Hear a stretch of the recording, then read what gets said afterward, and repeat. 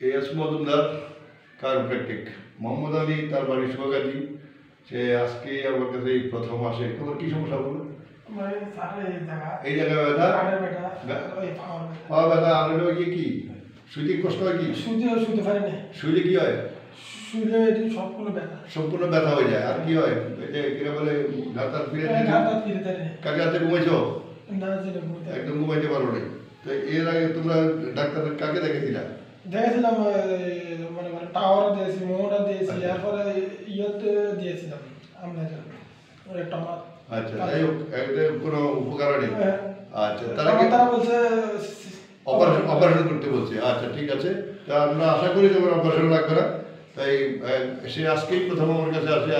আমরা আজকেই এখনই তার চিকিৎসা শুরু করতেছি। আশা করি সুযোগ থাকলে আমরা একটা ভিডিও দিয়ে বুঝি।